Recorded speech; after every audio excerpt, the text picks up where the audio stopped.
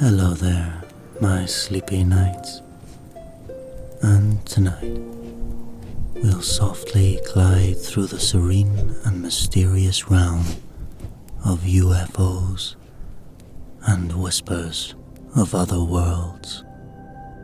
Each story, a gentle ripple in the vast ocean of the cosmos, invites us to wonder and dream. If these celestial tales soothe your spirit, consider supporting the channel on Patreon. You'll find the link in the description below. And please like, share and subscribe for more peaceful explorations into the unknown. But for now, settle in comfortably. Let the worries of the day drift away, and join me as we float through the mysteries of the night sky. Our tranquil journey into the stars begins now.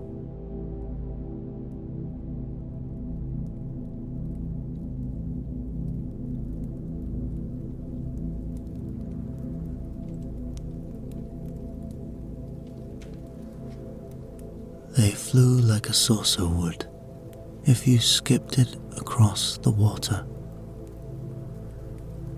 This is how, on the 24th of June 1947, American airman Kenneth Arnold, an experienced pilot, described some unusual flying craft he had seen over the mountains of America's west coast.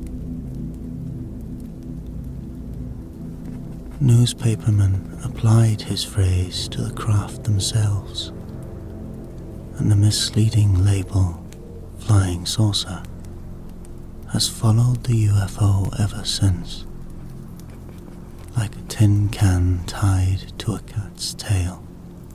This fanciful name has, perhaps not unexpectedly, deepened the reluctance of professional scientists to take the UFO seriously.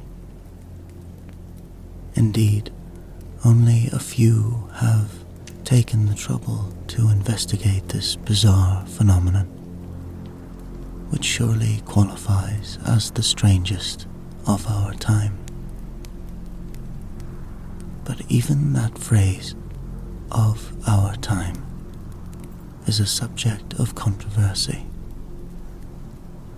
Many people claim that the UFO has, in fact, been with mankind throughout history. Some evidence they offer is meager, and their case is far from proven. There seems little doubt that our earliest ancestors were considerably more advanced than has generally been supposed. Whether or not UFOs existed in the past, there is no doubt that UFO sightings have proliferated in astonishing numbers over the past years. This fact seems to be in some way linked with man's first steps towards exploring space. And the connection is undoubtedly an important clue in trying to explain the nature of the UFO. Estimates of the total number of UFO sightings vary so widely as to be meaningless. But more helpful figures are provided by the catalogues of reported sightings prepared by individual investigative organizations. Many people do wonder whether UFOs are real, in the sense that, say, spacecraft or satellites are real. The surest proof would be actually to get hold of one. And there are persistent rumors that certain governments, notably that of the United States, have indeed captured a UFO, now kept in total secrecy. This is, however, right now, a matter of mere conjecture than anything else, despite the sworn affidavits of witnesses. Indeed, the whole question of possible governmental involvement is a further fascinating aspect of the great UFO controversy. Yet, despite the absence of an actual UFO that we could touch and examine, a tremendous amount of evidence has been presented in the form of photographs, testimony, and film. Those with good credentials, meanwhile, are often so blurred or distant that they add further dimension to the problem.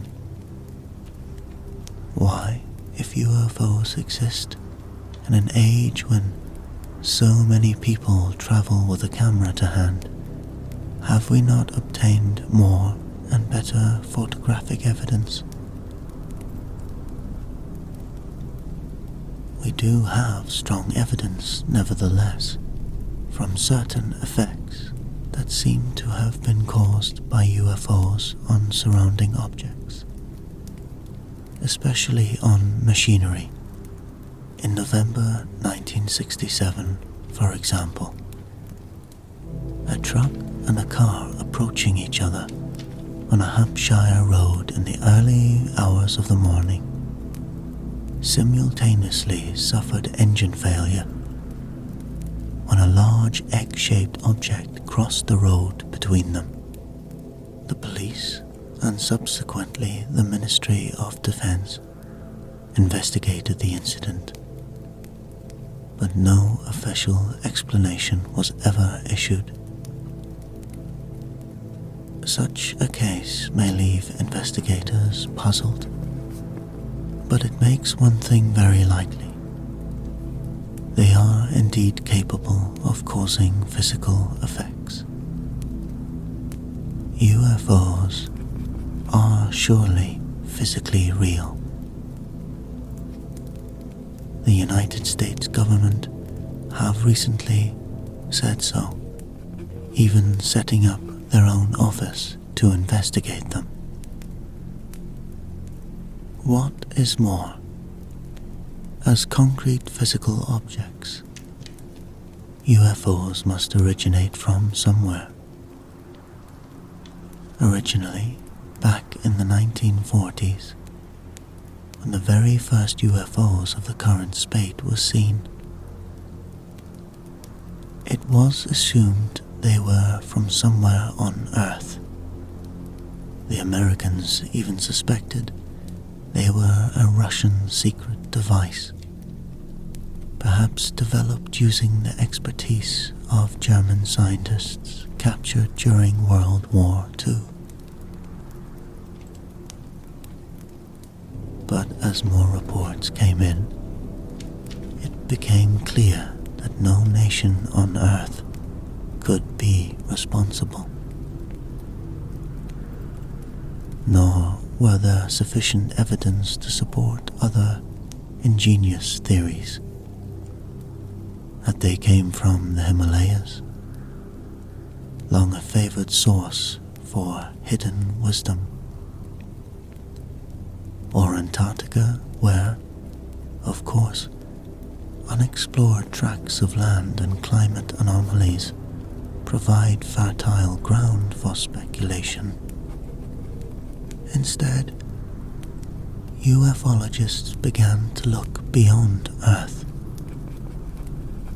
encouraged by the fact that our own space exploration program was beginning. we were just starting to take an interest in the possible existence of worlds beyond.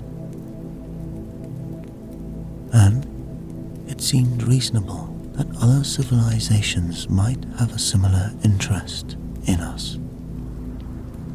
Today, it is widely recognized that the UFO poses a problem not only for the astronomer and the engineer, but also for behavioral scientists. Psychologists, for instance, confirm that an individual's response to a sighting is generally conditioned by his or her psychological makeup. The sociologist, meanwhile, places such responses in a rather wider context, relating them to cultural patterns. The anthropologist often detects parallels with myths and traditional beliefs, while the parapsychologist has been known to report the sightings are frequently accompanied by psychic manifestations such as precognition or poltergeist activity.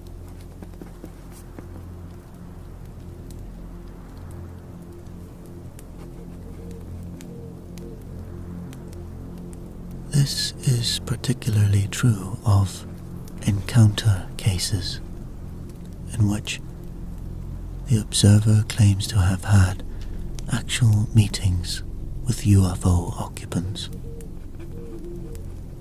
The entities are usually described as extraterrestrial aliens, often ambassadors from an intergalactic power, their purpose being to examine the human form, to warn us of our misuse of resources, and to bring reassuring messages from some cosmic brotherhood. Maybe with only 1 or 2 cases on a file like this, these reports could certainly be dismissed as fantasy. But there are thousands of cases on record. Each and every incident, however, remains a mystery. Did it actually occur? Or is it simply a fabrication? Deliberate, unconscious, or perhaps induced by some external force? Hypotheses range from brainwashing by extraterrestrial invaders to deliberate intention by the CIA. A great number of people would probably agree that UFOs exist on both a physical and psychological level. But even though they may be real enough, the likelihood is that they are not what they seem. This is the paradox that lies at the heart of all UFO mysteries.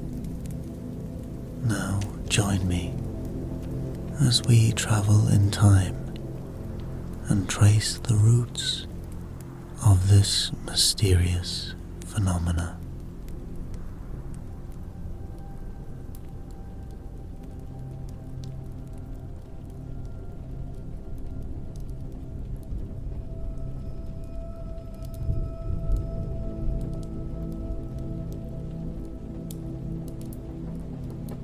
The sighting of strange objects in the sky may actually predate the emergence of modern man.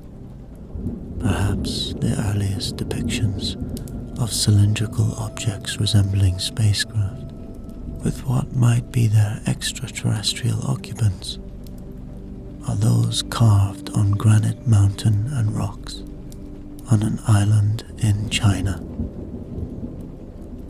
They have been reassigned a tentative age of 47,000 years, which puts them within the time span of Neanderthal man, predating modern Homo sapiens. But one of the first written accounts of a UFO sighting, a fleet of flying saucers perhaps, is the following excerpt from an Egyptian papyrus dated around 1504 to 1450 BC. In the year 22 of the 3rd month of winter, 6th hour of the day,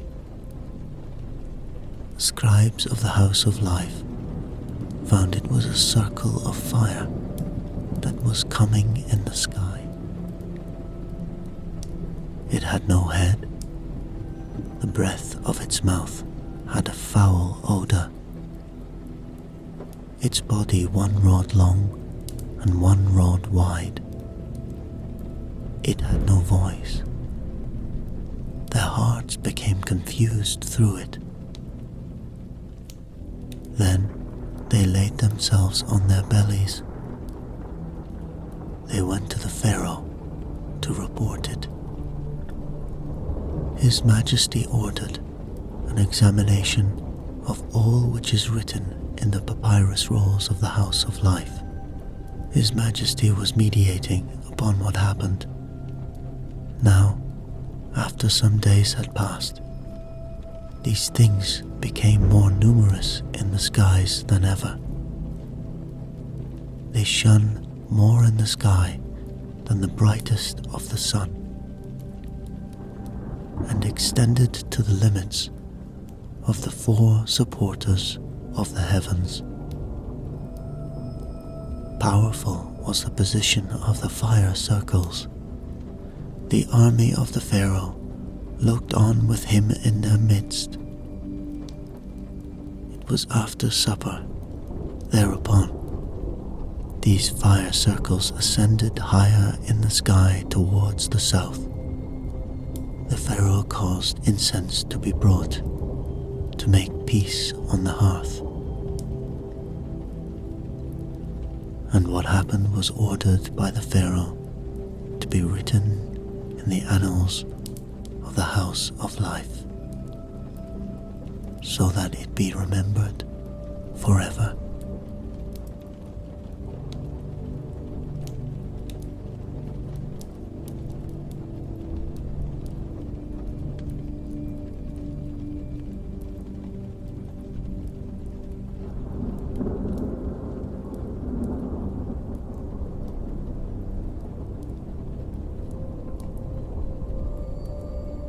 Prophet Ezekiel's vision, recorded in the Bible, is thought to some to be a UFO sighting.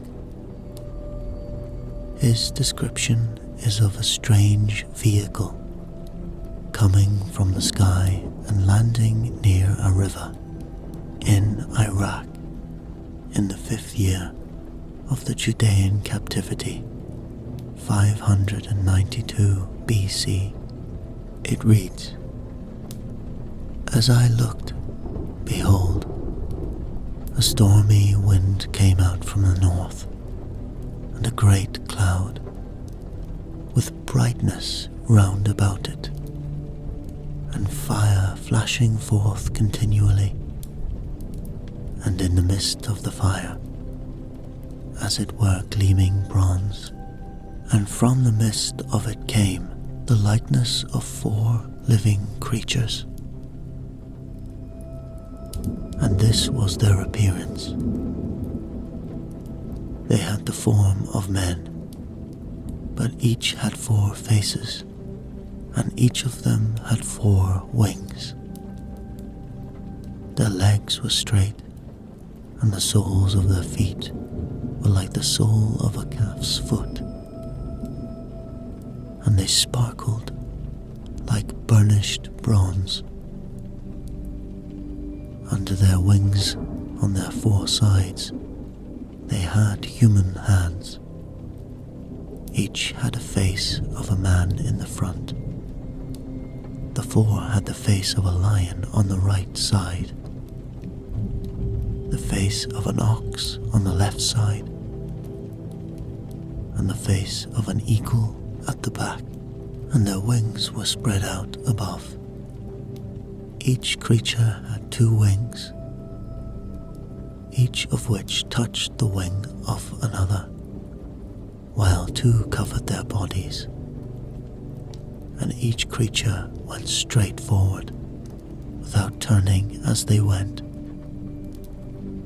and the living creatures darted to and fro, like a flash of lightning. Who were these humanoid occupants? Space-helmeted, space-suited astronauts with a strapped-on flying device? Or perhaps extraterrestrial robots? The account goes on. As I looked at these living creatures, I saw a wheel upon the earth beside the living creatures, one for each of the 4 of them. As for the appearance of the wheels and their construction, their appearance was gleaming, being as it were a wheel within a wheel. The 4 wheels had rims, and they had spokes, and their rims were full of eyes round about. And when the living creatures went inside, the wheels went beside them. And when the living creatures rose from the earth, the wheels rose. Were these humanoids going back and forth into a green glowing spacecraft surrounded by a ring of portholes? But there is more. Ezekiel is told that the Israelites have transgressed and are to be punished unless they obey the Lord's commandments. Ezekiel is then selected as the messenger to his people, and according to the story, is taken on board.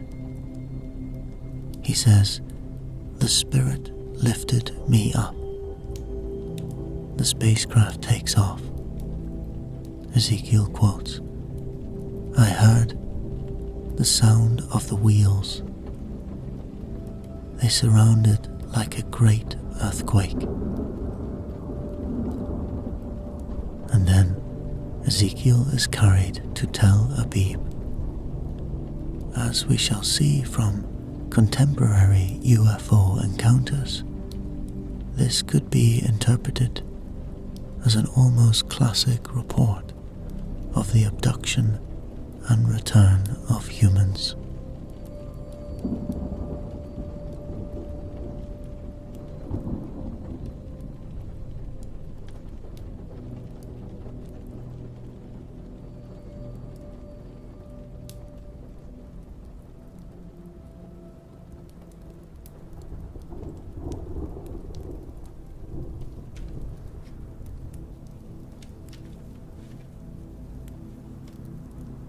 Under the cloak of night, in the Italian countryside, an inexplicable event transpired in June 1933.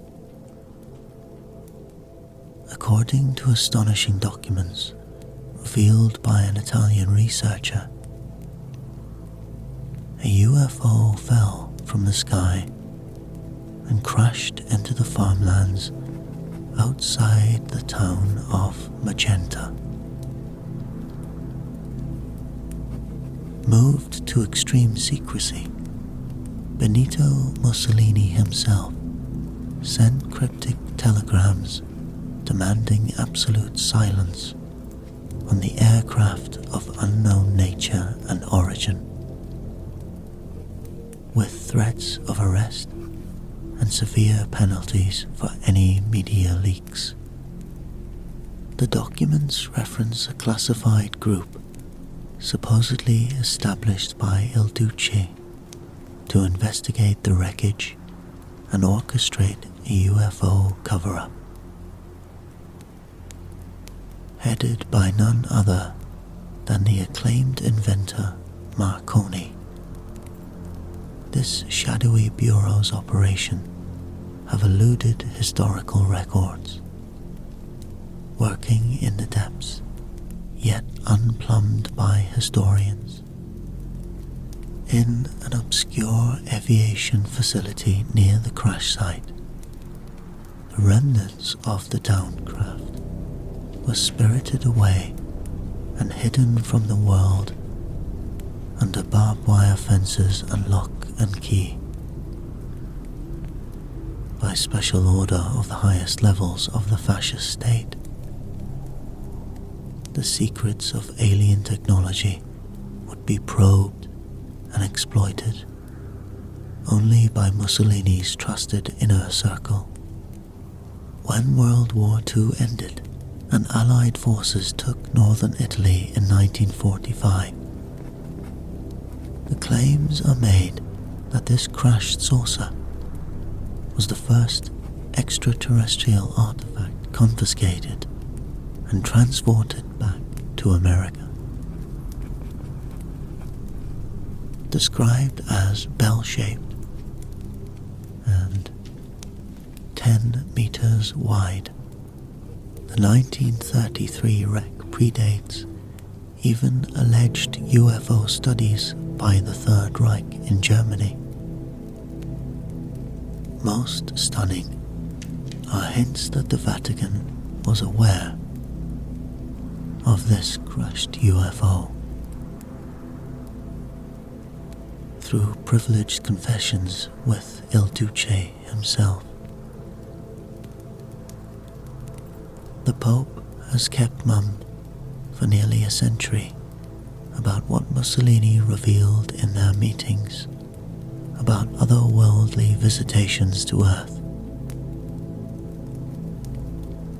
With the world's first documented flying saucer in their grasp, the fascist state pursued occult knowledge, hoping to leverage alien secrets into military supremacy and mystical powers. Debate rages over the legitimacy of the documents, though forensic tests date at least one of the memos to the time period. In the Lombardy countryside, scattered witnesses passed down accounts through generations of wingless metallic craft crashing in the 1930s, matching the secretive events. The full truth of what transpired in the magenta fields in 1933 remains elusive, hidden in Mussolini's personal archives and the Vatican's forbidden libraries. This tantalizing case hints that the official UFO research is older and more global than accepted. If proven true, how many more crashes and retrievals remain undisclosed to this day? The world awaits definitive answers. With access to historical archives and first-hand accounts spanning millennia, the Vatican may hold bombshell knowledge about the UFO phenomenon. In the 1990s, Father Martin, a former Jesuit and professor at the Vatican's Biblical Institute, hinted at secret Vatican knowledge of alien life. On a national radio program, when asked why the Vatican was suppressing information about UFOs, Martin replied, "Because the mentality amongst those who are at higher levels of Vatican administration and geopolitics know that now the alien presence is a very strong one. Martin claimed in the 1960s Vatican officials confided in him about encountering alien intelligence. He was shown photographs of UFOs taken by high-ranking churchmen and told revelations about extraterrestrial life were being suppressed to avoid mass panic. Martin believed the aliens were quietly interacting with earthly institutions, including the Vatican. In 2005, Martin's background as a Hebrew scholar and insider at the Vatican led UFO researchers to take his claims seriously. Some researchers even speculated he was killed for revealing too much. The Vatican may already be aware of who or what controls the UFO phenomenon. They may know more about the intentions and extent of alien activities on Earth. Possession of such knowledge would explain mixed messaging and reluctance to address the issue. If UFOs reflect non-human intelligence, then the Vatican faces a colossal challenge. Christianity could require substantial theological adjustment. The Vatican's authority faces potential upheaval. Unlike previous threats to the Church, like Galileo's telescope, Darwin's theory, or the Protestant Reformation, the confirmation of intelligent alien life may transcend religion itself. The entire framework underlying the power of the Church could potentially crumble. UFO disclosure could turn the world of faith upside down. Escalating calls for transparency may force the Vatican's hand. They can no longer avoid the implications of a secret UFO reality. The Vatican may soon have to reveal what it knows. In 2008, one priest gave us a clue. Father Funes, an Argentine named to his position by Pope Benedict in 2006. Funes made remarks in an interview published May 13th by a Vatican newspaper. He said, "This is not in contrast with the faith, because we cannot place limits on the creative freedom of God. To use St. Francis's words, if we consider earthly creatures as brothers and sisters, why can't we also speak of an extraterrestrial brother?"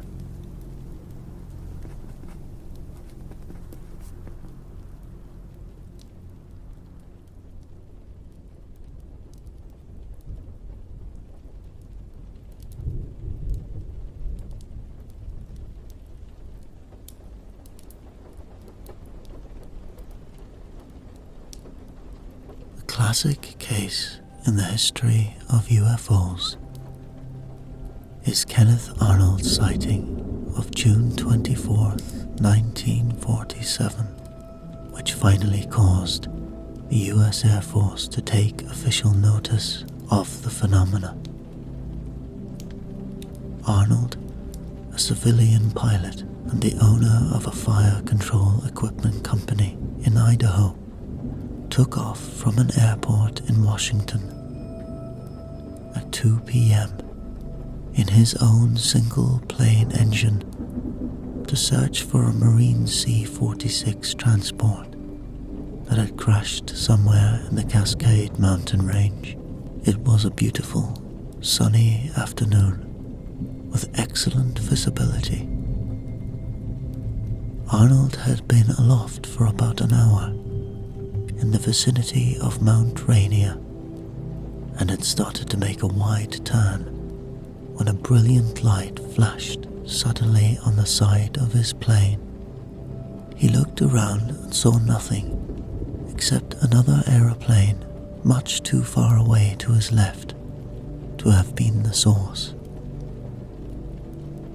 The flash suddenly occurred again, and this time Arnold was able to trace it. To his amazement, he saw 9 gleaming objects coming south from the direction of Mount Baker, swerving around the highest peaks and flying in echelon formation with 2 parallel rows of 4 and 5. As they flew by, Arnold happened to be in a good position to triangulate their speed between Mount Rainier and Mount Adams, 45 miles to the south. His calculations indicated an astonishing velocity of about 1,600 miles per hour, nearly 3 times as fast as the capability of any aircraft of those days. Arnold described the objects as being fat like a pan and so shiny they reflected the sun like a mirror. Their motion was also strange, comparable to that of speedboats on rough water, and flying like a saucer would if you skipped it across the water, he said. They were in view for about 3 minutes. An interesting postscript was provided on July 4th, only 10 days after the Arnold sighting. Captain E.J. Smith of United Airlines and his co-pilot Ralph Stevens had just taken off from Idaho Airport when they saw a formation of 5 similar objects. After a minute or so, the 5 saucers took off at an astonishing speed, and then 4 more appeared. Was this perhaps the same group of UFOs Kenneth Arnold had observed a few days earlier?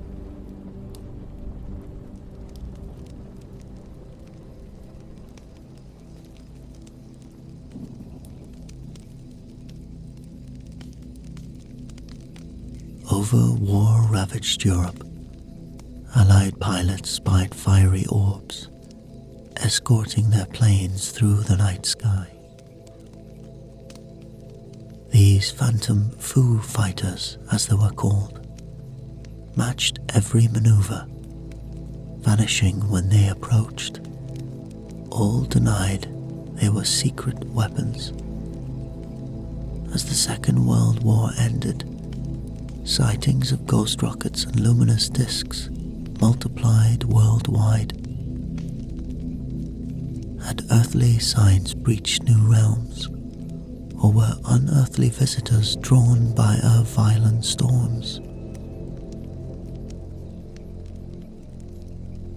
In New Mexico's desert plains, the furnace of the atomic age blazed.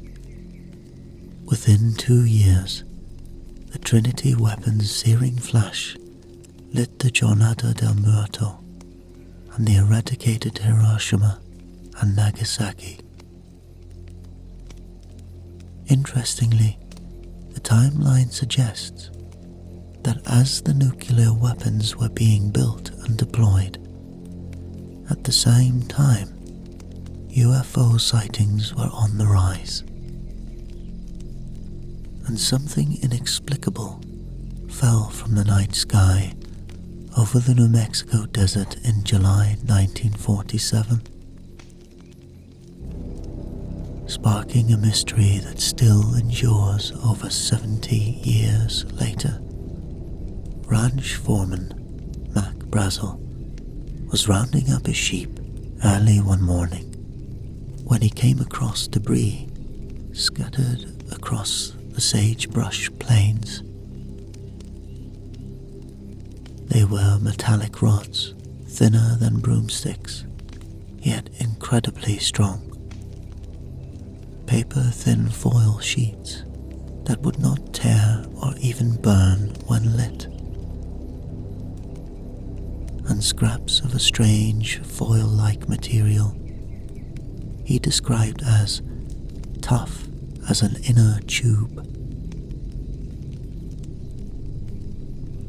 Oddest of all were beamed fragments with hieroglyphics written on them, resembling an unknown language. Brazel filled his pickup with as much debris as he could haul and drove back to Roswell. Roswell Army Airfield was home to the 509th Bomb Group, the same elite wing that dropped the atomic bombs over Hiroshima and Nagasaki only 2 years earlier. Brazel met with the officers to show them his otherworldly findings, including intelligence head Major Jesse Marcel. Marcel inspected the debris, but could not identify its origins or nature. Still, when he returned to the base with it, his boss, Colonel William Blanchard, authorized a shocking press release. They had recovered a flying disc. The announcement sent shockwaves across the United States. Only weeks earlier, there had been a wave of flying saucer sightings nationwide. Now, confirmation that one had crashed. Calls flooded into Roswell from reporters seeking more details. But, mysteriously, Army officials quickly reversed course. Barely 8 hours after the first press release, they instead claimed only a weather balloon had crashed. In an instant, the whirlwind of fascination died down. The world moved on after short-lived amusement at the mistake. Roswell faded from headlines, its strange events apparently resolved and forgotten.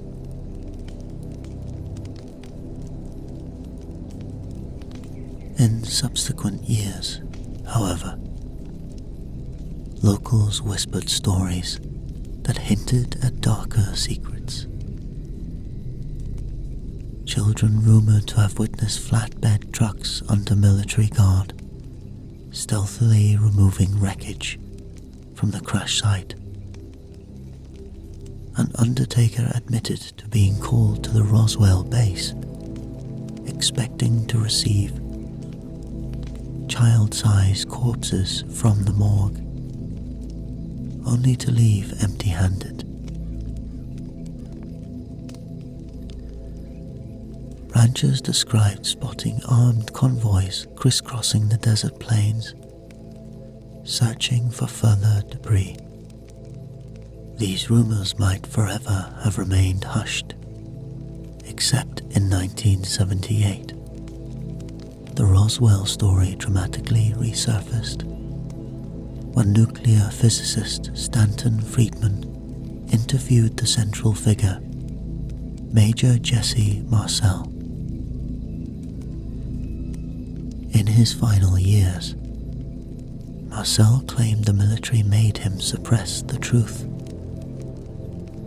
and that a genuine extraterrestrial spacecraft had crashed in the New Mexico desert.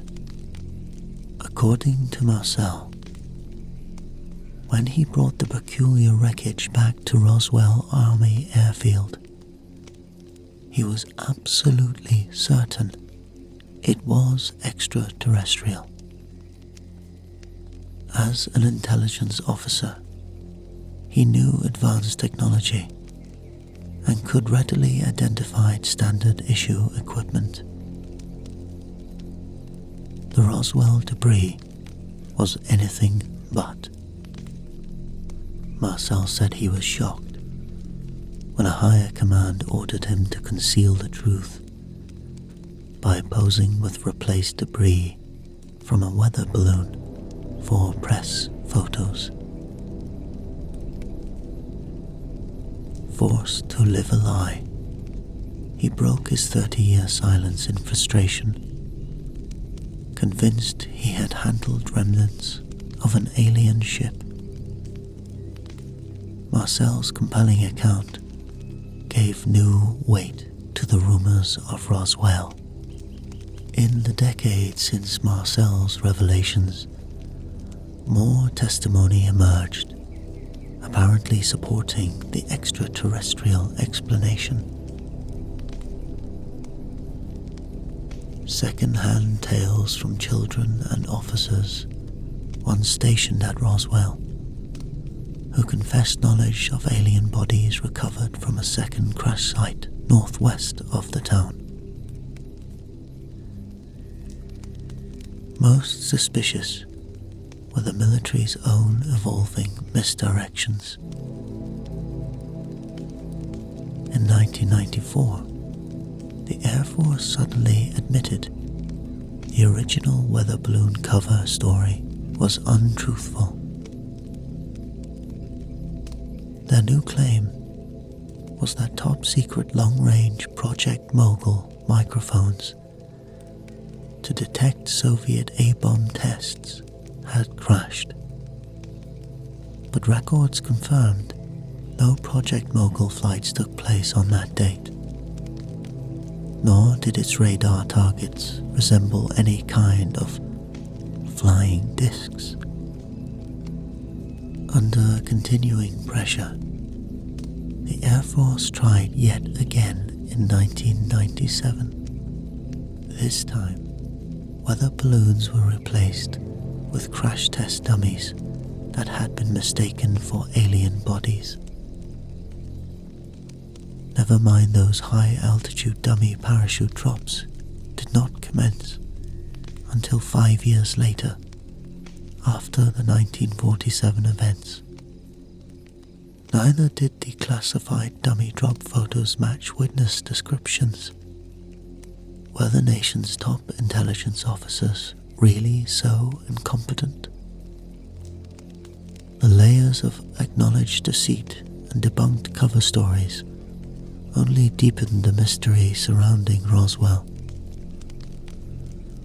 What were they still so desperate to conceal decades later? In the 75 years since the Roswell incident, a multitude of serious investigators have tried piercing the enduring fog around what truly transpired. British historian Nick Redfern dug deeply into the crash test dummy explanation, conclusively demonstrating its implausibility. Nuclear physicist Stanton Friedman exhaustively interviewed eyewitnesses and met repeatedly with skeptical journalists and researchers to debate competing theories. Scientist Kevin Randle painstakingly mapped decomposing trajectories and debris scatter patterns. Numerous authors have invoked the Freedom of Information Act, requesting that every imaginable government record be unsealed. Yet, the solution remains elusive. The original debris gathered so meticulously by Mac Brazel disappeared swiftly after he alerted the authorities, seemingly vanished into the hands of the military forever.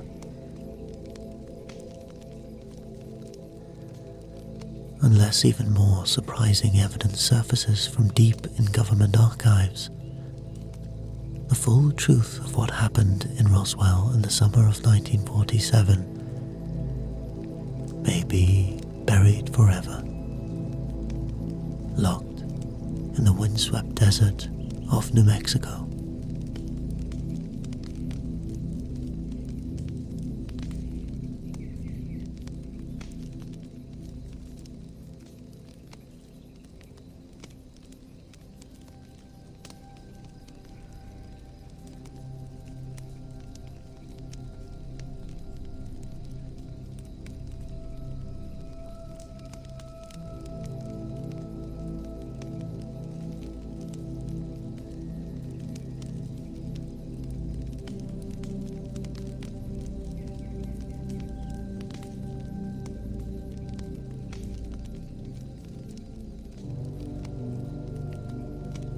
In 1952, under growing pressure, the US Air Force launched Project Blue Book to officially investigate the wave of unexplained flying object reports sweeping America. Initial statements dismissed UFOs as nonsense, but behind the scenes, Project Director Captain Edward Ruppelt took sightings seriously, compiling a list of well-documented cases involving credible observers and radar returns. Ruppelt concluded the phenomenon warranted proper scientific analysis, whatever its nature. Astrophysicist Professor Dr. J. Allen Hynek served as a consultant. Though skeptical himself, Hynek helped design scientific questionnaires and rating systems for Blue Book investigations.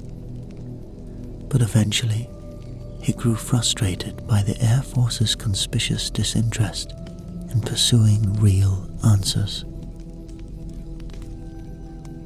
Officials ignored Hynek's suggestions to thoroughly probe the most credible cases. They seemed intent only on quickly debunking reports, using any contrived explanations. Hynek's requests for expanded technical analysis and research were dismissed or stonewalled. The Air Force even rejected Hynek's proposal to install cameras at key radar stations. These could have decisively recorded visual and radar confirmation of UFOs, but Hynek was barred from interviewing radar operators or viewing tapes. Through the 1960s, Hynek grew disillusioned as project heads fixated on debunking cases at all costs. Officials hastily attributed spectacular sightings to things like swamp gas before investigations were even complete. To Hynek, their conclusions seemed predetermined, not based on facts. When Hynek was forced to blame a UFO sighting on swamp gas in 1966, it served as a turning point. As more credible details emerged, Hynek regretted allowing his name to be used to support the flawed verdicts of ridicule. He doubled down on steering Blue Book to objective investigation.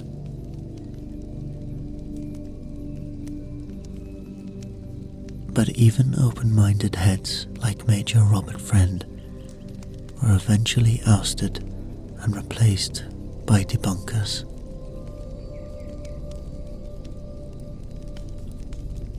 When Project Blue Book ended in 1969, Hynek went public with his misgivings about its scientific shortcomings and institutional bias.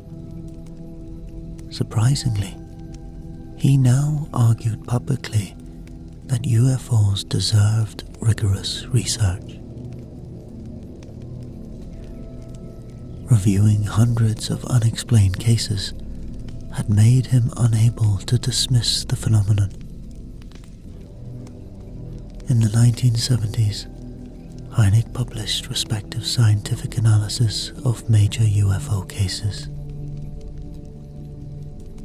He came to lament the ridicule factor, hindering objective UFO investigation, and founded the Center of UFO Studies.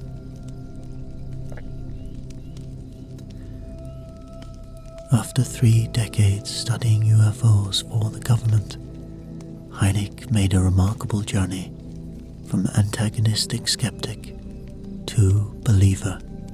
Even as Hynek brought increased mainstream credibility to UFO studies, his change of perspective was not welcomed by many fellow scientists.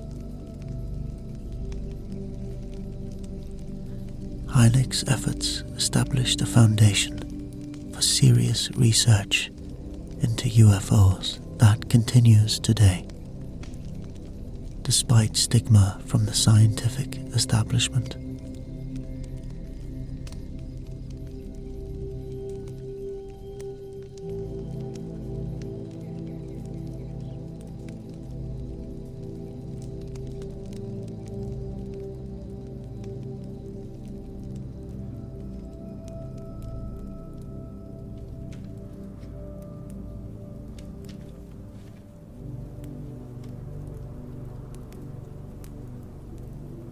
Officer Lonnie Zamora guided his black prowl car along the dusty black roads south of Socorro, New Mexico. An unlikely witness, he had never believed fantastic tales of flying saucers. But in the fading light of April 24th, 1964, a routine patrol became an appointment with the unknown that would haunt him forever. The sun sank low over New Mexico's San Antonio mountain, casting long shadows over the plain. Lonnie guided his black prowl car along a dusty back road, glancing at the reddening sky.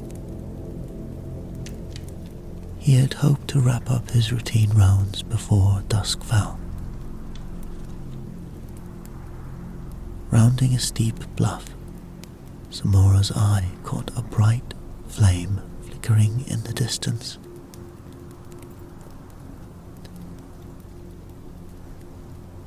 His lawman's instinct assumed a car crash, perhaps a vehicle fire. He hit the accelerator, trailing a plume of fine desert dust. As he drew closer across the scrubby landscape, he made out an oval shape, glowing white hot like a metallic tank or upturned car. Zamora pulled up and stepped out, gravel crunching under his boots. He pocketed his sunglasses and retrieved his rifle from his cruiser, just in case. With cautious steps, he approached the strange object. It resembled a smooth aluminium trailer or tank, but with no wheels or treads. Some lettering, possibly a logo, was visible on its flank. His gaze then snapped at movement nearby the craft. Just beyond the resting spot stood small figures watching him, about the size of children or very short adults. They wore identical overalls in white or pale blue. Zamora was struck by their strange appearance, oval heads, and absence of helmets. One figure glanced his way before they quickly disappeared around the front of the craft. His ears picked up a high-pitched roar as a jet of blue flame erupted beneath the elliptical craft, and before his stunned eyes, it rose into the darkening sky, trailing smoke. Then rapidly, like a bullet, shrank from sight over the mountains. Heart thumping, he ran to where it had rested. The sand was still steaming, and desert plants were smouldering around the perimeter where the flame had scorched the earth. 4 rectangular impressions marked where the landing struts had supported it. Zamora stood frozen, mind racing to comprehend what he had just witnessed. Heart pounding, Zamora radioed the bizarre encounter to the sheriff's office. Sergeant Sam Chavez met him at the site, which was soon swarming with investigators, local police, FBI, and Air Force personnel. They photographed, measured, and documented everything, including the skid marks seared into the soil. The investigators' scrutiny convinced them that Lonnie Zamora was an exceptional witness. As a police officer, he was trained to observe details and recall events accurately. Yet, by his own account, he had seen something astounding. Something no amount of training could have prepared him for. His character was beyond reproach. Against his will, he had become the central figure in a fantastic encounter.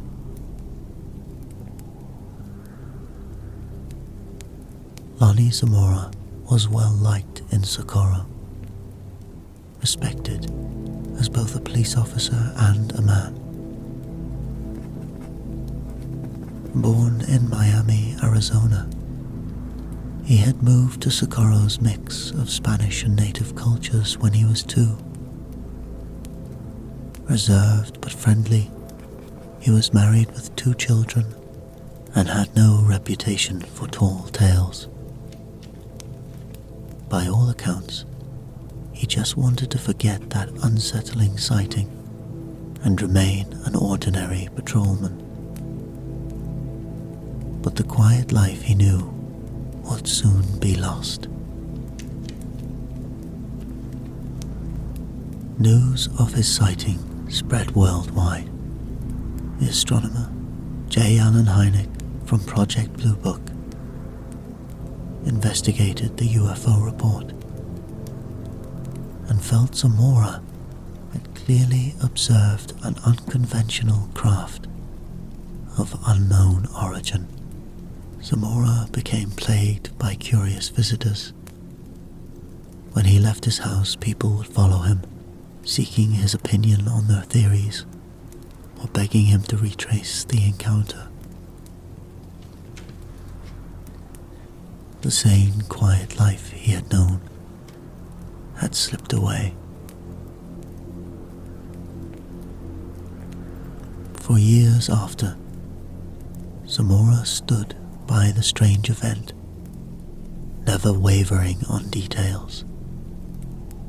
He turned down numerous requests for media interviews and speaking engagements. But each April, as the anniversary approached, journalists would appear seeking to revive the story. Zamora shied away from the limelight, wishing he could simply forget about the UFO encounter.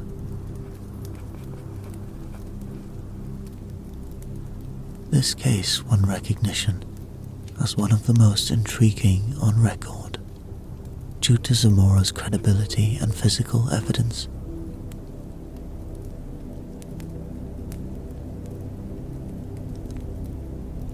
The beings he briefly glimpsed by the craft were seared into his memory. Who were they?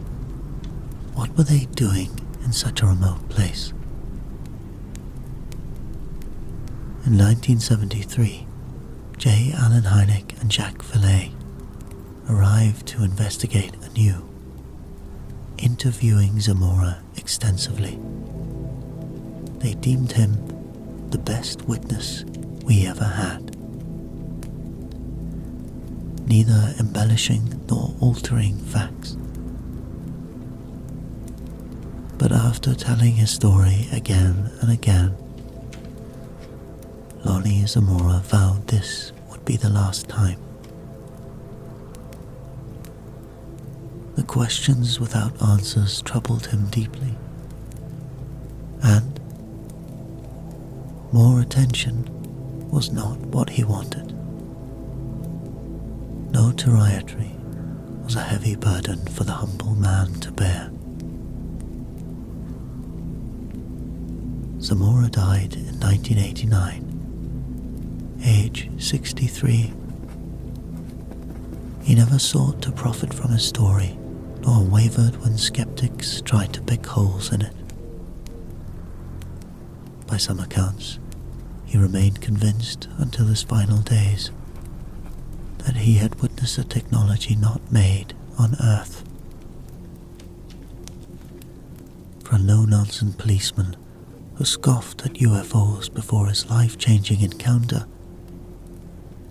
that admission alone gives weight to his extraordinary experience on the New Mexican desert over half a century ago. Today, a stone memorial stands at the site, placed there by researchers who recognize Zamora's credible account. The beings and their purpose are as much a mystery now as on that eve in 1964, when they briefly revealed themselves, just long enough to turn Lonnie Zamora's world upside down. Then, their mission apparently completed,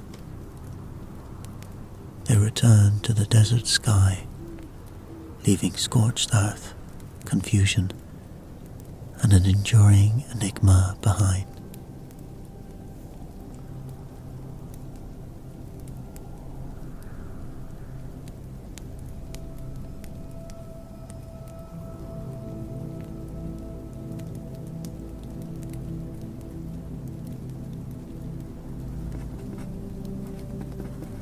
On April 6th, 1966, the morning proceeds like any other for staff and students. But at mid-morning break, an inexplicable sight pierces the crisp sky, shattering mundane routine into mystery.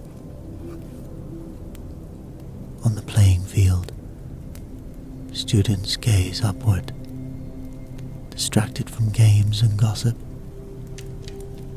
An object hovers in the blue beyond the treetops, too still for an aircraft, yet with no wings or rotors they can see. Its metallic glint entrances all who witness the enigma. As teachers gather classes to return inside, the strange hovering craft abruptly swoops low beneath the trees. Students pour across the schoolyard, eager for a better vantage. In the adjacent paddock, a saucer-shaped sized object the size of a car descends onto a clearing. Transfixed, they watch it as it lands on the grass. The unlikely spacecraft perches behind bushes, and a row of pines out of reach but in plain sight. Word spreads electric through the campus. Teachers struggle to maintain order as students mass outside for a glimpse. The morning's lessons are forgotten. There is only this inexplicable sight. 200 pupils will later attest to seeing the puzzling craft. It defies all reason. Yet there it is. Before long, students emboldened by curiosity approach the trees, screening the object. But as they draw near, it revives and lifts from behind the pines, hovering close to the ground. Witnesses will later describe its silver or grey gleam, the distinctive dome shape, the whirring noise audible over excited shouts.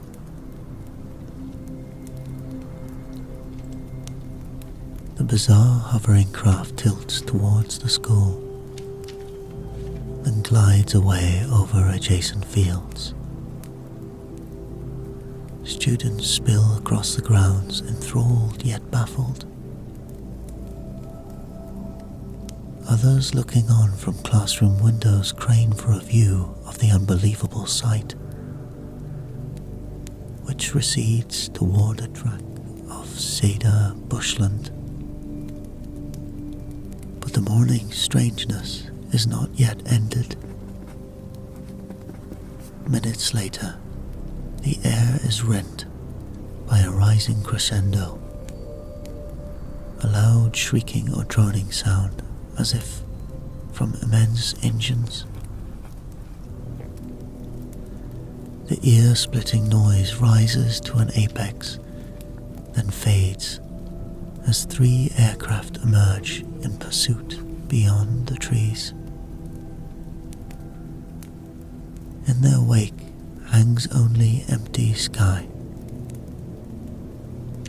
Whatever craft led this aerial chase has eluded apprehension, vanishing like a mirage. Only swirling questions and astonished witnesses linger. Soon, police and camera crews swarm the grounds, interrogating stray students held after class. But the mystery machine remains at large, gone without a trace. In following days, eyewitness accounts describe men in black suits warning them not to speak of what occurred. Accounts are torn from students' newspapers covering the events. In the ensuing years, many will remember that autumn day when something inexplicable pierced the sleepy skies over Westall High, indelibly marking their memories, even as officials buried all records of the affair. As adults, some original witnesses still gather to reaffirm what they saw, to make sense of it all.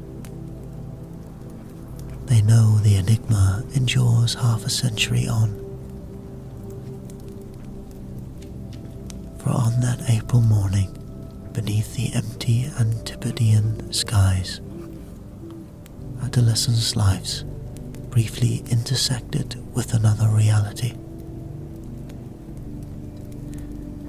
It left them bewildered, but forever changed, bearing witness to something beyond explanation, at once electrifying and terrifying.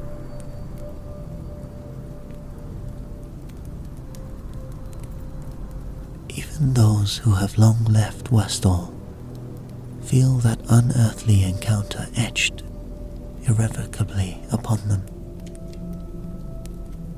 And sometimes in fitful dreams beneath the Southern Cross, they glimpse silver shapes gliding once again over the rooftops,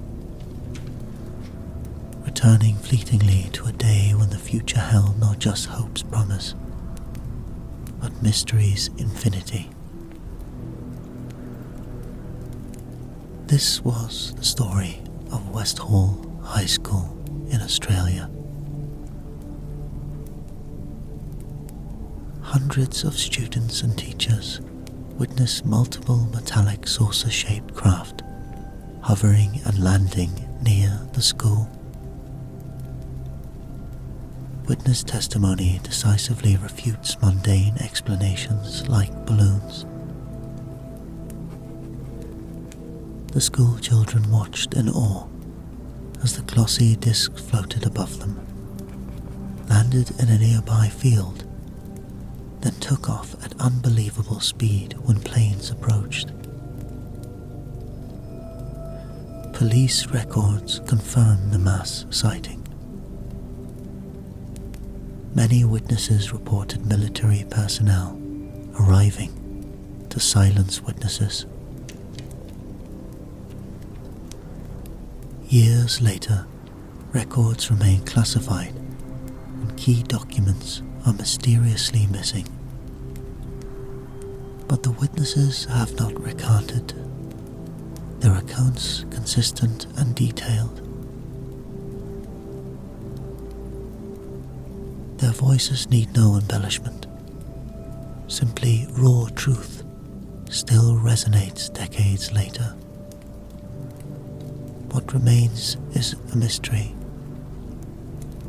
the government refuses to address. The evidence points to an extraordinary event at Westall High, still unexplained.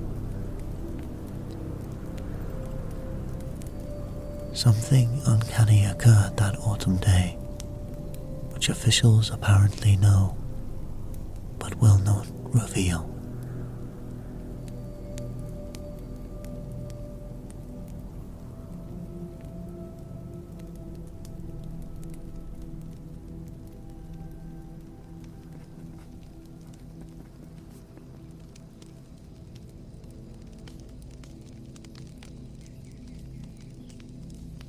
The serene town of Snowflake, Arizona, with its vast stretches of wilderness, was the backdrop for an event that would change the boundaries of belief.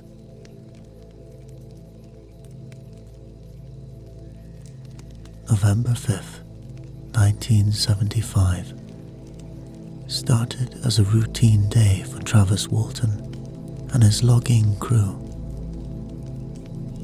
The crisp autumn air was filled with the usual sounds of chainsaws and laughter. As evening approached, the crew packed up, unaware that their lives were about to intersect with the extraordinary. Driving through the thickening darkness of the national forests, their conversation was abruptly interrupted by a sight that defied logic. Hovering in a clearing was a luminous shaped object, emitting an eerie light that illuminated the forest. Hovering in the clearing was a luminous disc-shaped object, emitting an eerie light that illuminated the forest. Mesmerized, Travis impulsively jumped out of the truck, drawn towards the mysterious craft. As he moved closer, a beam of light suddenly enveloped him, hitting him on the chest, sending him to the ground, his body going limp. The rest of his crew, paralyzed with fear, fled in terror, leaving behind the hovering enigma and their friend on the ground. As they drove on, they decided to go back and get his body. But when they returned to the site, Travis was nowhere to be seen, or the craft they had just witnessed. The crew's return to Snowflake was met with disbelief. Their story, a fantastic tale of alien abduction, seemed like the stuff of science fiction. The local authorities, suspecting foul play, launched a massive search operation. For 5 days the forests were combed, but there was no sign of Travis. The town was abuzz with theories, ranging from murder to a staged disappearance, with suspicion casting a dark cloud over the crew. Travis's family clung to hope amidst the growing public frenzy. As UFO enthusiasts and media descended on Snowflake, the story of Travis Walton's disappearance became a national sensation. Meanwhile, the crew, under intense scrutiny, underwent polygraph tests, which they passed, further deepening the mystery.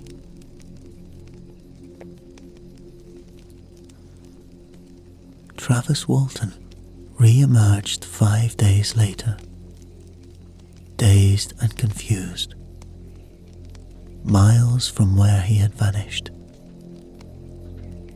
His account of the missing days was as extraordinary as his disappearance. He recalled walking aboard the spacecraft in a room that defied earthly norms.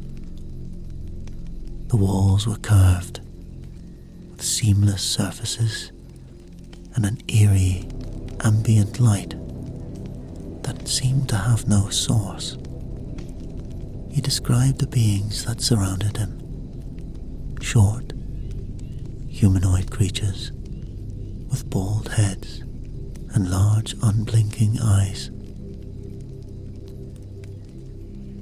But overwhelmed by fear, Travis lashed out at them, causing the beings to retreat. In his frantic search for an escape, he then encountered a different kind of being, more human-like, with reassuring eyes. This figure did not speak, but gestured for Travis to follow him.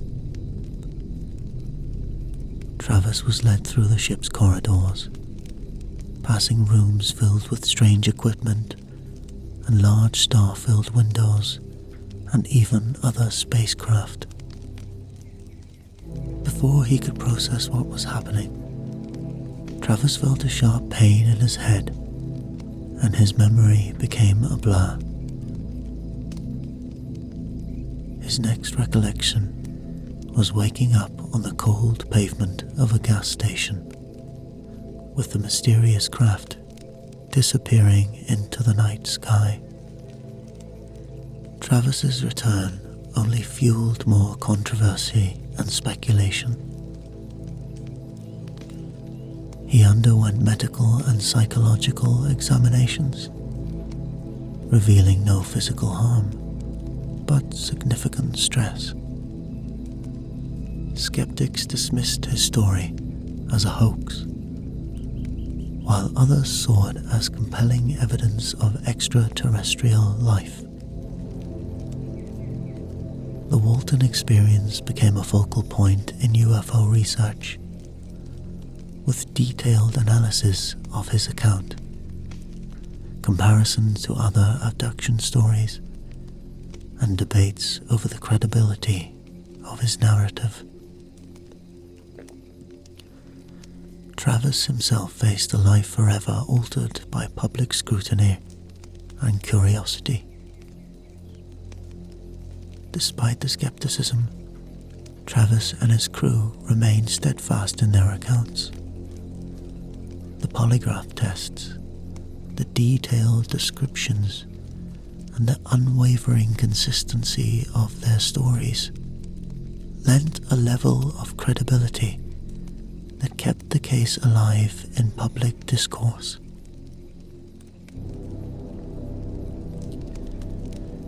In fact, even while researching this story, I discovered an interesting fact.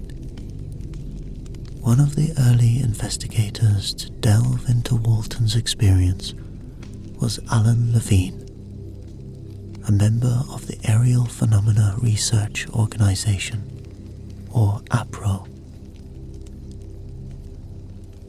Levine's interview with Travis unveiled a critical detail that bolstered his belief in the authenticity of the account. You see, in the realm of UFO research, it's common practice to withhold certain abduction specifics to ensure the integrity of investigations. This approach means that if an abductee mentions a detail not widely known or released to the public, it adds credibility to their story. This pivotal moment came when Levine inquired about the appearance of the being's skin. Travis's response echoed a peculiar description that Levine had heard from other abductees, yet was not public knowledge. He described the alien skin as resembling marshmallow, a texture that appeared powdery, with tiny holes and fissures visible upon closer inspection.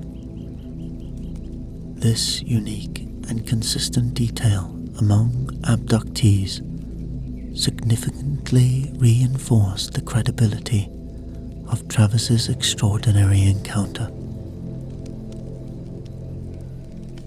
Decades later, the Travis Walton abduction remains a subject of fascination.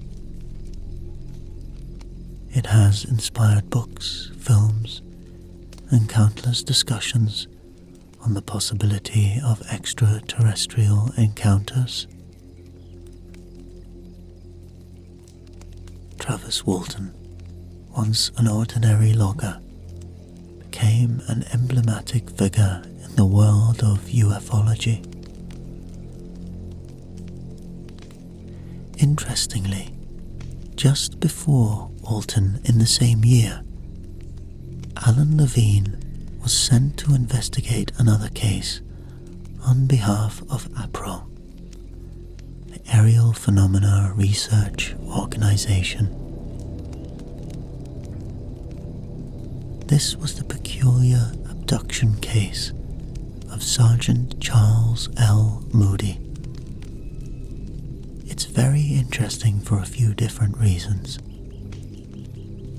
Moody was a trained observer as a sergeant at White Sands Air Force Base. Exactly the type of person you would want in a situation like this. But unlike Travis Walton, Moody kept calm and asked questions. Sergeant Moody ventured into the remote desert one fateful August evening in 1975. His mission was simple: to witness a meteor shower from the solitude of the desert, a quest of celestial wonder. As he reclined on the hood of his Corvette, eyes fixed upon the heavens, an anomaly shattered the night's tranquility. What appeared initially as a meteor, a fiery harbinger streaking across the sky, morphed into something more ominous as it neared. A dull, grey, saucer-shaped craft, cutting through the night with unnerving precision. This unidentified object, defying the laws of physics as understood by man, halted abruptly before Moody, hovering in eerie silence above the desert floor. From its depths, a hatch opened, revealing 4 humanoid beings, clad in shimmering silver suits.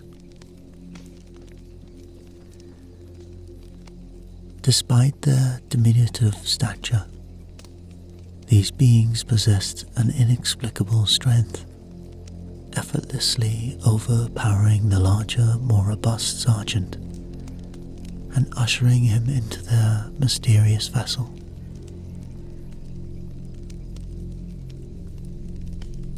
Moody described them as looking slightly oriental, with large black eyes and heads that looked slightly too big for their small bodies. Moody also described the skin, marshmallow-like, exactly how Walton had described it. Within the confines of the spacecraft, Moody encountered a world unlike any on Earth. The ship was a labyrinth of softly curved corridors, leading to chambers filled with unusual control panels and alien technology. Here, Moody did what few in such a situation dared. He asked the leader of these beings, "Who are you?" The response was as enigmatic as it was enlightening. The leader said, "We are explorers, historians, scientists, traders, and doctors, just like you." This exchange hinted at a profound curiosity about human physiology, a drive seemingly devoid of malice.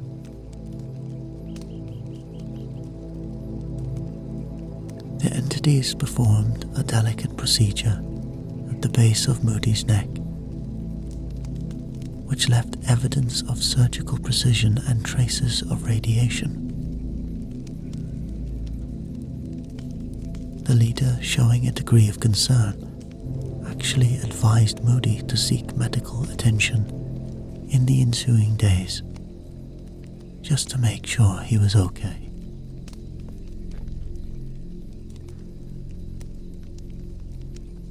The tour of the spacecraft that followed was a revelation in itself. Moody described a vessel of 3 distinct levels, each bathed in a soft light emanating from an unseen source. He observed large, mobile drums, part of a propulsion system manipulating gravity waves, a technology the leader claimed was within human capability to replicate.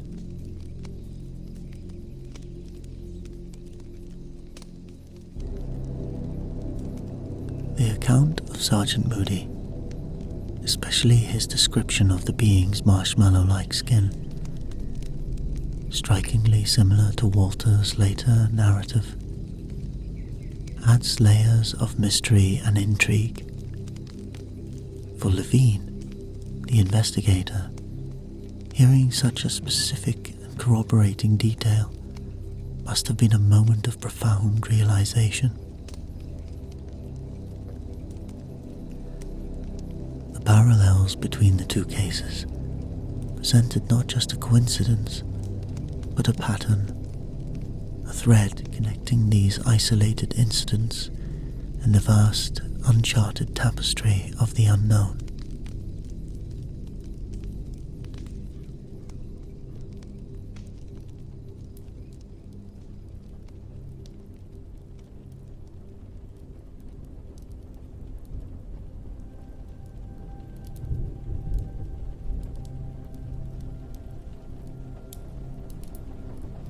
In the cold embrace of December 1980, the tranquil woods of Rendlesham Forest, nestled between the twin US Air Force bases of Bentwaters and Woodbridge in Suffolk, England, were about to become the nucleus of a mystery that continues to intrigue and mystify.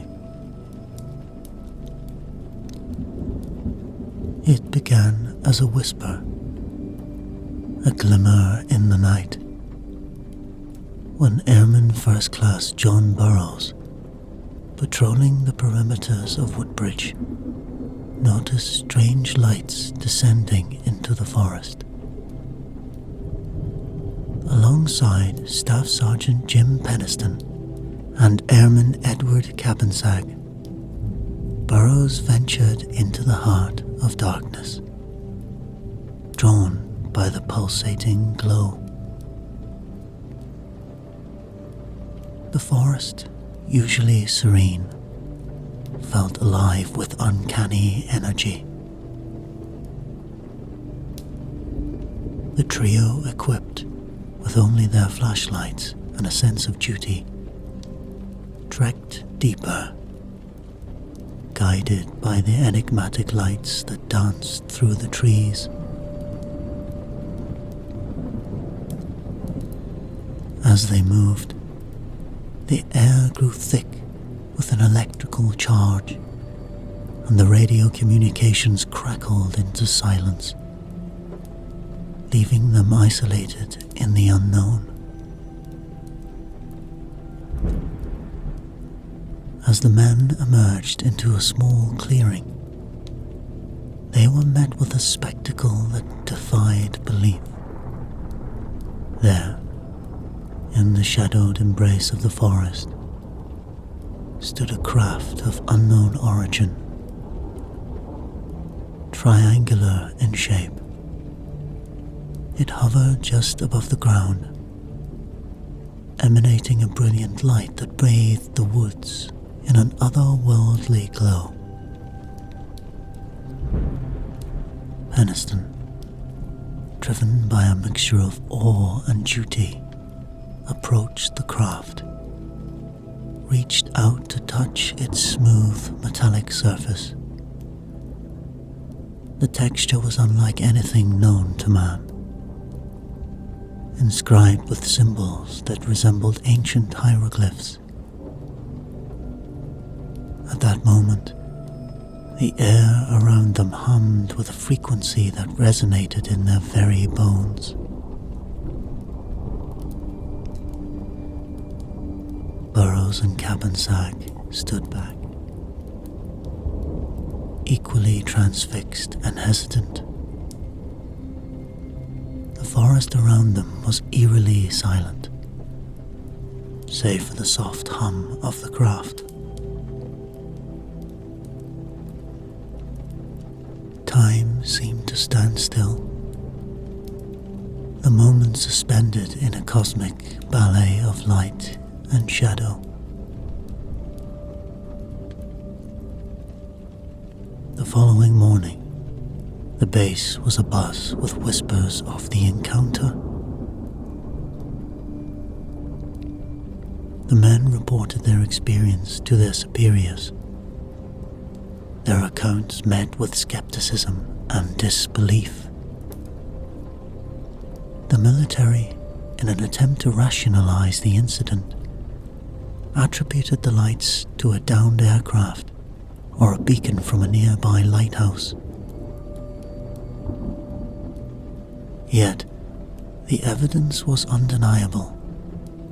Something had occurred. The following day, Lieutenant Colonel Charles Holt, the deputy base commander, led a team into the forest to investigate. What they found only deepened the mystery. Impressions in the ground where the craft had hovered, scorch marks on trees, and unusually high levels of radiation.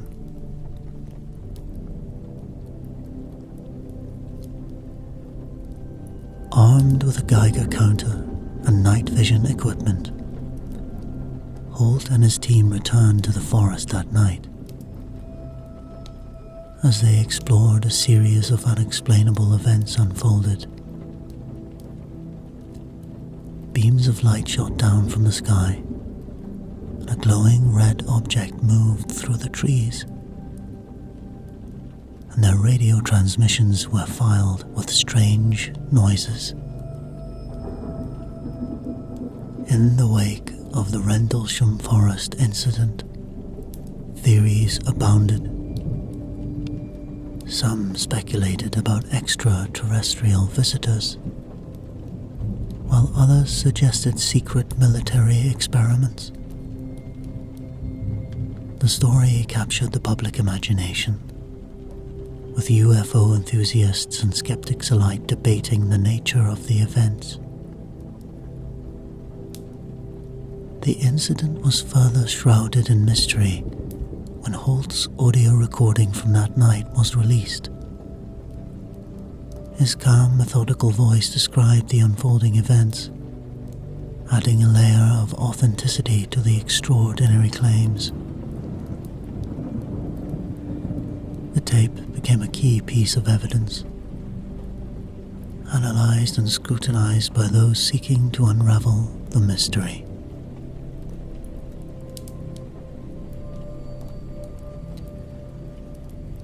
Over the years, the Rendlesham Forest incident has been the subject of numerous investigations, documentaries, and books.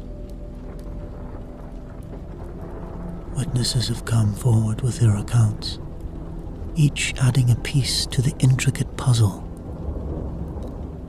Yet the truth again remains elusive, obscured by the passing of time and the shadows of the forest. Decades later, the Rendlesham Forest incident remains a beacon for those fascinated by the unknown. The forest itself has become a place of pilgrimage, with visitors walking the trails in search of their own encounter or understanding. The Rendlesham Forest incident, like a star in the night sky, remains a distant, enigmatic light, guiding us towards the endless horizons of wonder and the eternal quest for knowledge beyond our earthly realm.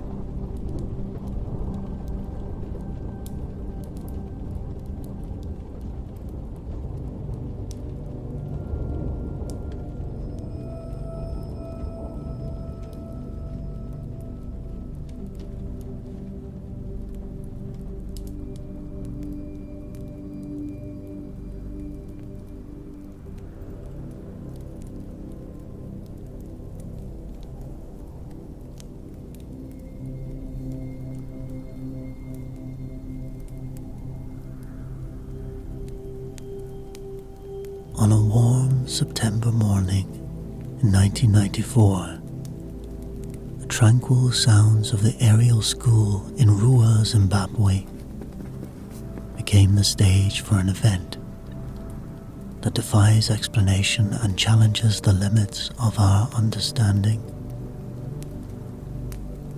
The school, a place of learning and innocence, was about to witness an extraordinary occurrence that would forever change the lives of those who experienced it.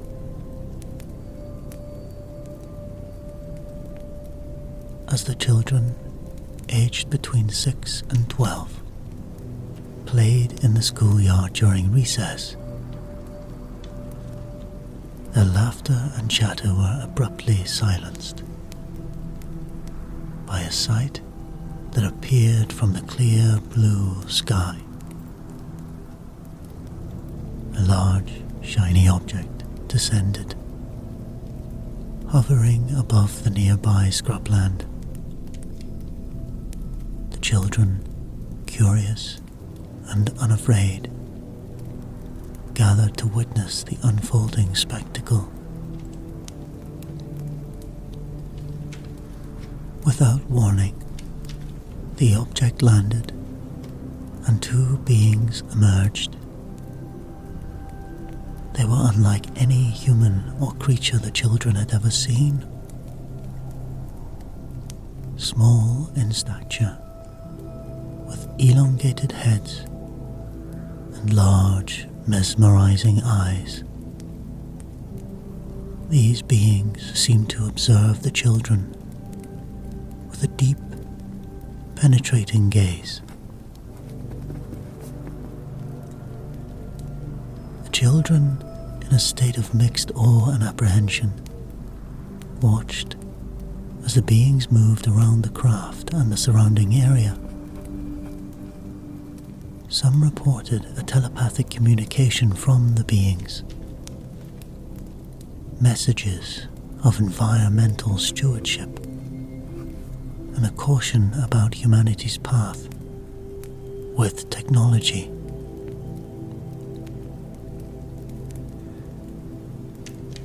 The encounter lasted what seemed like an eternity, but was in reality only a few minutes.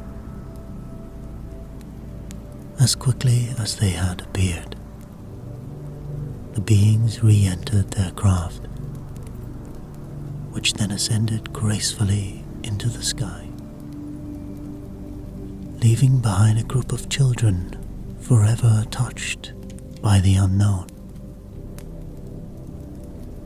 When the children returned to class, their story sparked waves of disbelief and concern among the teachers and later their parents. How could such a diverse group of young children concoct such a detailed and consistent story? A story that remains consistent to this day. Psychiatrists, UFO researchers, and media descended on the small school, each seeking to understand and explain the encounter. Dr. John Mack, a Harvard psychiatrist, conducted extensive interviews with the children. Their accounts strikingly consistent, their drawings of the craft and beings eerily similar. The sincerity and conviction in their voices lent credibility to their extraordinary claims. The Ariel school encounter rippled across the globe, igniting discussions and debates about the existence of extraterrestrial life and the possibility of contact. The incident stood out for its collective nature. So many witnesses, so young, and so unconnected to the usual narratives of UFO sightings. In the years that followed, the children grew up, but the memories of that day remained vivid. For some, the encounter was a moment of wonder and enlightenment. For others, a source of unease and mystery. The story of Ariel school sighting became a touchstone in the study of unexplained phenomena. A case that continues to be analyzed and debated with more evidence and research every year.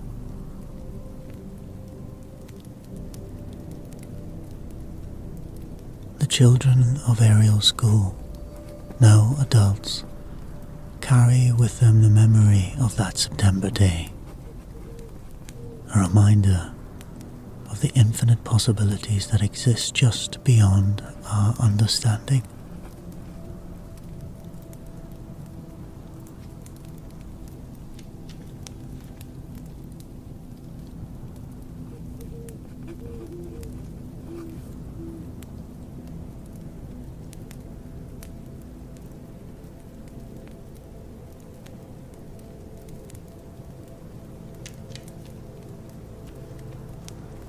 In the expansive landscape of UFO research, one man's name resonates with a unique blend of scientific rigor and open-minded speculation. Jacques Vallée, a computer scientist who helped start the internet, an astronomer and a ufologist. Vallée emerged as a singular voice, cutting through the static of conventional thought. His journey began in the observatories of France. The stars whispered secrets of the universe, drawing him into a lifelong quest to understand the unknown. Vallée's early encounters with unexplained aerial phenomena ignited a spark that would grow into a blazing quest for truth.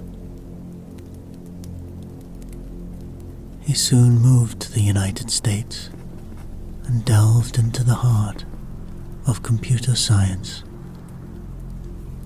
But the mysteries of the cosmos continued to beckon him, leading him down a path that would challenge the very boundaries of reality. Vallée's approach to UFOs was revolutionary. He ventured beyond the simplistic extraterrestrial hypothesis, proposing that these phenomena could be multi-dimensional in nature, not just visitors from distant galaxies, but from realms beyond our conventional understanding of space and time. His work suggested that UFOs might be a physical manifestation of something far more complex, an intersection of our reality with a higher, perhaps unknowable dimension.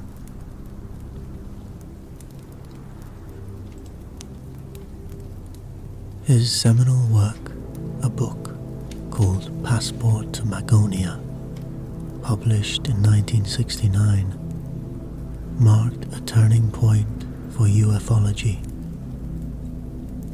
In it, Vallée drew parallels between modern UFO encounters and historical reports of encounters with otherworldly beings, from fairy folklore to religious visions.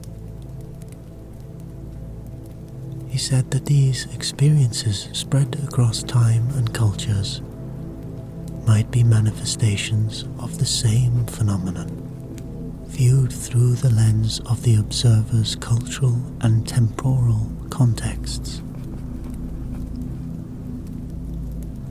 Vallée's theories took a bold leap into the realm of consciousness. He hypothesized that UFOs and their occupants might be part of a control system, a mechanism that interacts with human consciousness to elicit a transformative experience. The system, he proposed, could be guiding our human evolution in an incomprehensible manner, challenging our perceptions of reality and our place in the universe. Vallée suggested that these experiences could be a form of psychological phenomena, blurring the lines between the observer's psyche and physical reality.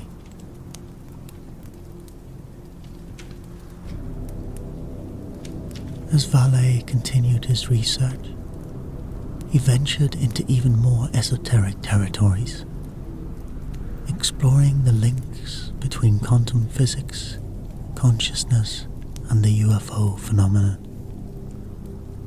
He proposed that if these phenomena were indeed operating within a multi-dimensional space,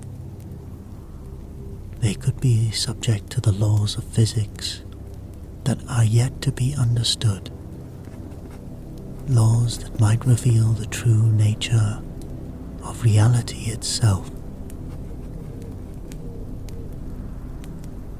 His ideas, while controversial, gained traction with the scientific community, opening doors to interdisciplinary dialogues.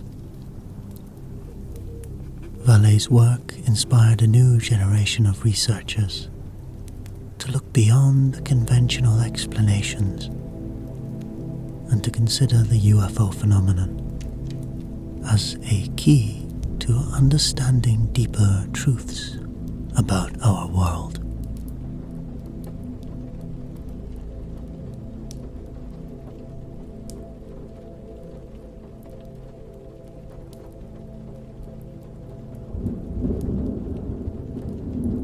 In November 2004, the USS Nimitz Carrier Strike Group was conducting training exercises off the coast of Southern California. Skies were clear. The vast expanse of the Pacific Ocean lay undisturbed, and the crew aboard the Nimitz, one of the mightiest aircraft carriers in the American fleet, was immersed in the rhythm of routine operations. Little did they know that they were on the brink of an encounter that would challenge the realms of unknown aviation and science. It began with a series of radar anomalies picked up by the USS Princeton, a guided missile cruiser accompanying the Nimitz. For several days, the Princeton's sophisticated radar systems detected unidentified objects descending from incredible heights, then hovering and making abrupt changes in direction at speeds that defied logic. The crew, trained to identify any and all forms of aircraft, were utterly perplexed. These objects, exhibiting flight characteristics beyond any known human technology, were an enigma. The intrigue deepened when Commander David Fravor, a seasoned pilot aboard the Nimitz, was redirected from his training mission to investigate them. As Fravor piloted his Super Hornet towards the coordinates given by the Princeton, he and his wingman prepared for a possible explanation. A downed aircraft, a drone, anything within the realm of understanding. But what they encountered defied all explanations. Hovering above the ocean was an object that seemed to defy the laws of physics. Oval in shape, about 40 feet long, the object, which came to be known as the Tic Tac due to its shape, moved erratically with unprecedented speed and agility. Fravor attempted to engage, but the object accelerated away with a speed that was not only lightning fast, but also smooth and soundless. The encounter, lasting mere minutes, left Fravor and his colleagues in awe and confusion. This was no conventional aircraft. Its capabilities were beyond the cutting edge of human innovation. Upon returning to the Nimitz, Fravor's account spread like wildfire. Skepticism was met with the undeniable credibility of the witnesses. Trained aviators and radar operators, the best in their field. The incident was not isolated. More pilots came forward with similar observations, their accounts corroborating the inexplicable nature of the encounter. Footage from the FA-18's cameras, later declassified and released to the public, added a tangible, chilling dimension to the story. The grainy video showed an object moving with otherworldly agility, further propelling the incident into the limelight of UFO research and public fascination. An official investigation ensued, shrouded in the secrecy of typical military operations.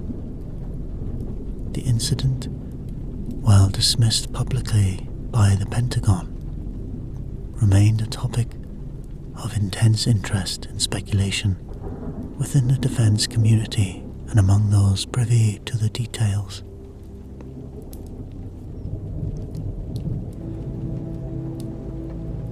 The Nimitz encounter transcended the typical UFO sighting. It was a moment that bridged the gap between the science fiction and the military reality, prompting serious discussions among defense analysts, aviators, and scientists. The object's advanced aerodynamics and propulsion systems, evidenced in the encounter, suggested a technology far beyond current human capabilities. The incident has sparked debates about national security and airspace safety. It raised profound questions about the existence of extraterrestrial life and the possibility of other civilizations with technology that could make light work of our most advanced engineerings. Today, the Nimitz encounter was the catalyst that inspired a renewed interest in the study of unidentified aerial phenomena.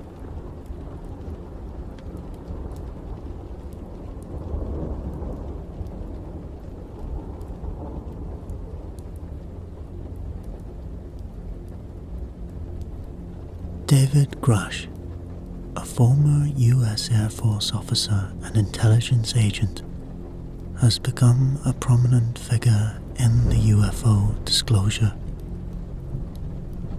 particularly since 2023, when he went public with claims about the U.S. government's handling of extraterrestrial technology and unidentified aerial phenomena.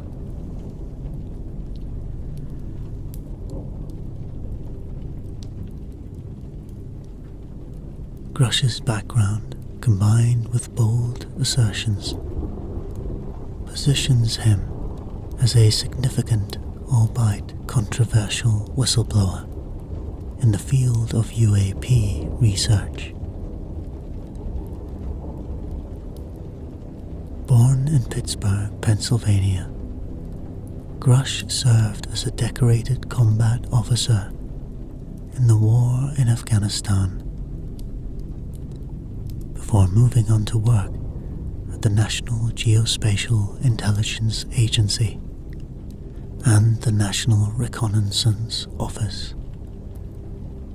His involvement with UFOs began in 2019 when he became the NRO's representative on the Unidentified Aerial Phenomena Task Force.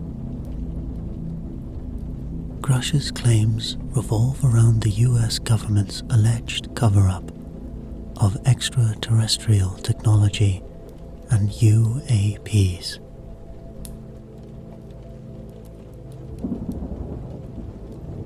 He asserts that the government possesses non-human aircraft and biological remains, claiming that these have been recovered and are being reverse engineered. Grusch, however, admitted that he has not personally seen any of the recovered alien vehicles or bodies himself, although he has recently admitted he was read in to a UAP secret program. His testimony does have evidence. It is based on information provided by individuals with credible backgrounds, and he reportedly brought forth 40 witnesses to the Inspector General, who told Congress that his claims are, and I quote, credible and urgent. The whistleblower has not been without personal challenges. He has reported experiencing overwhelming support from some former colleagues, but also alleged reprisals and threat from senior leadership at previous agencies. These allegations add another layer of complexity to the public perception of his credibility.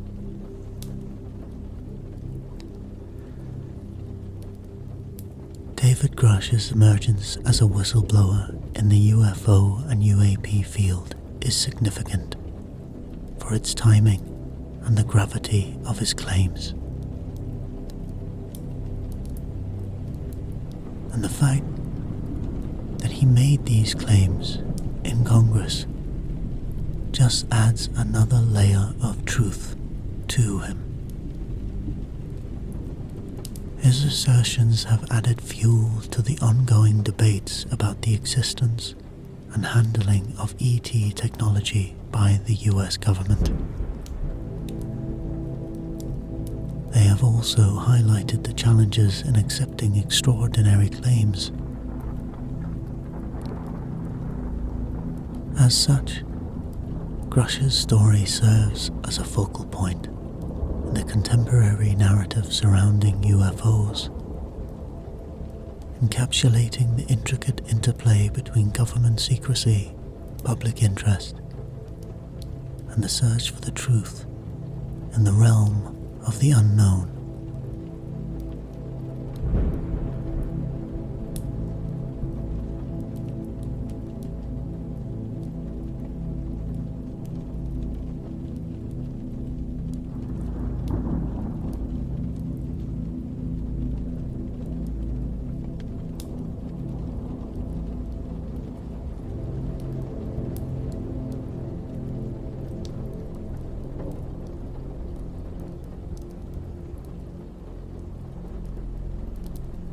In the last few years, the narrative of UFOs and UAPs has transformed from whispered myths into a chorus of potential truths, echoing through the halls of governments all over the world and the minds of the curious. This period, a tapestry woven with threads of disclosure and enigma, has reshaped our view of the skies and what might lie beyond. As we ventured through this era, the revelations of government programs that study UFOs, like the All-Domain Anomalous Resolution Office, commonly known as ARROW, NASA beginning their own UFO research, and the daring assertions of whistleblowers like David Grusch have painted a picture both thrilling and unnerving. These moments, like stars in the vast universe, have illuminated the possibilities of what might be, challenging our understanding of existence and technology. The implications of this unfolding disclosure are profound, rippling into the future like waves from a cosmic event. If these phenomena are indeed visitors from distant worlds, or evidence of technology that leaps beyond our understanding, the implications for humanity are as boundless as the universe itself. It heralds a future where the lines of science fiction and science fact blur, where our place in the cosmic order might be redefined, and where the mysteries of the universe beckon us with open arms.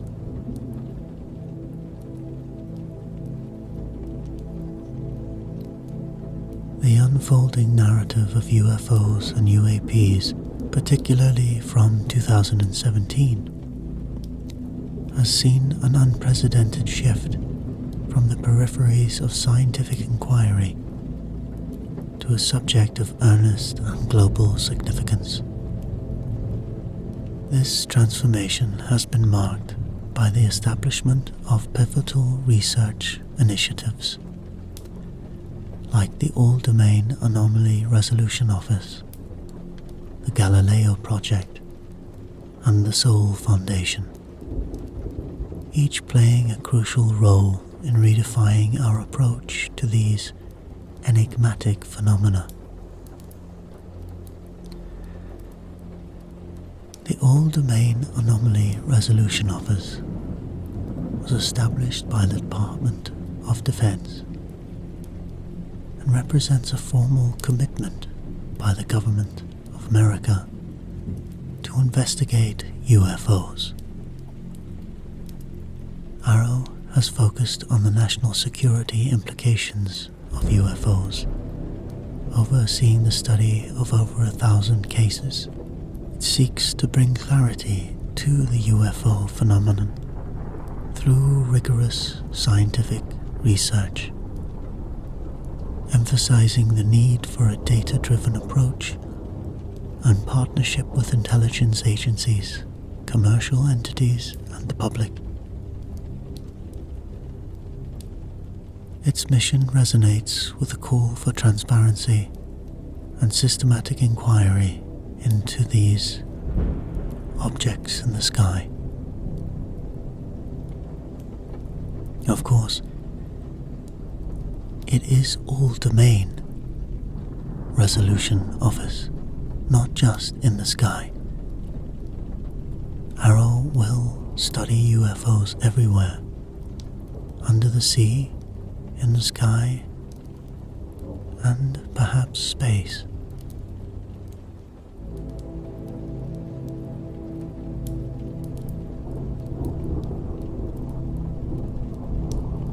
The Galileo Project is led by Harvard astrophysicist Dr. Avi Loeb. It aims to systematically search for evidence of extraterrestrial technology on and near Earth.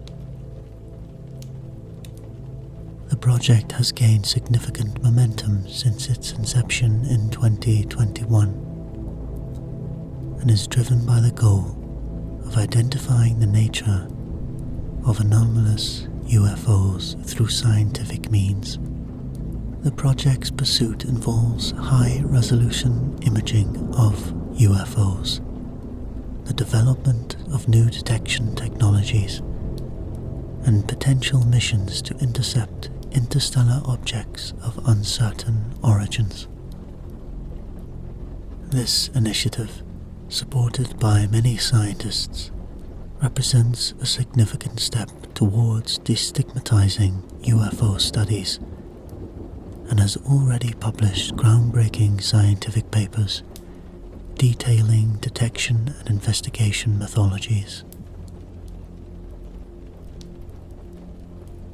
The Soul Foundation was officially established in 2023, and it aims to research the philosophical, policy, and scientific implications of UFOs. Co-founded by scientist Gary Nolan, the organization seeks to apply cutting-edge research to the UAP mystery. David Grusch also participates in the Soul Foundation in the role of senior founding advisor. The Foundation's establishment reflects the growing interest in academic and policy-oriented research into UAPs, illustrating the ever-evolving landscape of the studies. The establishment of these entities and the surge in scientific and governmental interest signal a new era in our understanding of UFOs. This era is not merely about acknowledging the existence of unexplained aerial phenomena, but about pursuing an in-depth, multidisciplinary approach to unravel their mysteries.